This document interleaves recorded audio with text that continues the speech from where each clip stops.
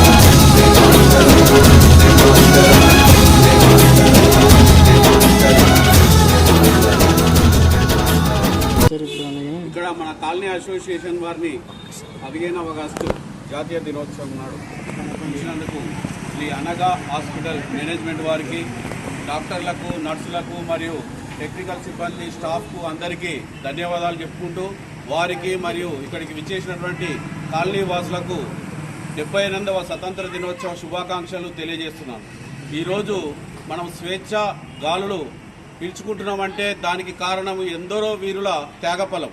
వాళ్ళ యొక్క ధన మాన ప్రాణాలను త్యాగం చేసి మనకు స్వతంత్రం తెచ్చారు. కాబట్టి వాళ్లకు గుర్తుగా మనము ఏదైనా ఒక రోజు వాళ్ళను స్మరించుకోవాలనే ఉద్దేశంతో ఈ స్వాతంత్ర దినోత్సవం జరుపుకోవడం ఆనవాయితీగా జరుగుతూ ఉన్నది. కాబట్టి ఇలాంటి సందర్భంలో మనం అందరం విధిగా బాధ్యతగా వచ్చి ఈ జెండా వందన కార్యక్రమం చేయాల్సినటువంటి అవసరం ఎంతైనా ఉన్నది. ఇక్కడ శ్రీ అనగా హాస్పిటల్ అనేటువంటిది దినదిన ప్రవర్ధమానంగా వెలుగుతున్నది.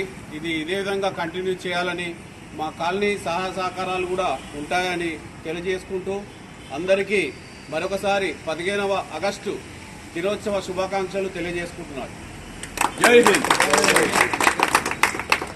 మనం ఈరోజు శ్రీ అనగా హాస్పిటల్లో జెండా కార్యక్రమం నిర్వహించుకున్నాము. కులమతాలకు అతీతంగా మన దేశంలో ప్రతి ఒక్కరము అందరము సమిష్టిగా జరుపుకునే రెండు పండుగలండి మన దేశంలో. ఒకటి స్వాతంత్ర దినోత్సవం, 2 రిపబ్లిక్ డే, ఇండిపెండెన్స్ డేని జరుపుకుంటాం మనము. సో ఈ 2 పండుగలు కులమతాలకు అతీతంగా జరుపుకుంటాం కాబట్టి ప్రతి ఒక్కరూ భక్తి శ్రద్ధలతో ఉదయం నుంచి ఎంతో కోలాటంగా మనం ఈ జెండా కార్యక్రమం నిర్వహించుకుంటున్నాం.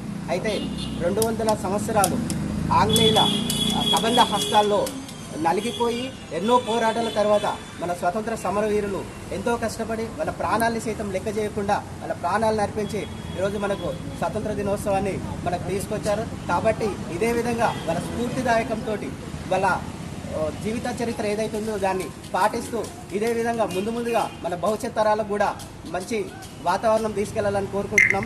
ఇప్పటిదాకా మన భారతదేశం అభివృద్ధి చెందుతున్న దేశంగానే చెందుతుంది.